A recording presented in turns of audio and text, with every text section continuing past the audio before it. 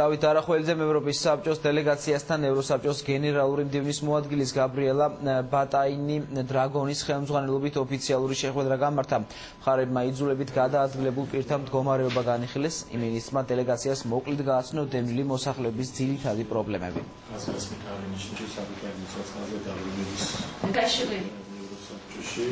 ჩვენ ჩამოვედით საქართველოში იმისთვის, რომ იძულებით გადაადგილებულ პირთა მდგომარეობა შევისწავლოთ. ჩვენ შევხვდით დევნილთა მინისტრს და ვიმსჯელეთ იმაზე, თუ რა შეგვიძლია გავაკეთოთ მათი პრობლემების გადასაჭრელად. დევნილთა მდგომარეობა ჯერ კიდევ ძალიან რთულია და ის სერიოზულ ყურადღებას საჭიროებს. განსაკუთრებით რთულად დგას მათი საცხოვრებელი პირობების გაუმჯობესების საკითხი. ეს არის პროცესი, რომელიც გარკვეულ დროს საჭიროებს. ამ პრობლემების მოგვარებაში ევროპელი პარტნიორები საქართველოს კვლავაც აქტიურად დაეხმარებიან. Გავნიხილეთ საკითხები, რომელიც ევროსაბჭოს ბოლო რეზოლუციით დევნილთა უფლებებს და მათი ღირსეული დაბრუნების შესახებ საკითხებზე საუბრობს და ასევე სხვა უფლებებთან დაკავშირებით.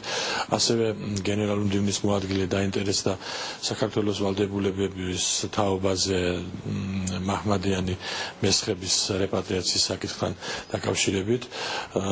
ყველა ამ საკითხზე ვისაუბრეთ, გავცვალეთ მოსაზრებები.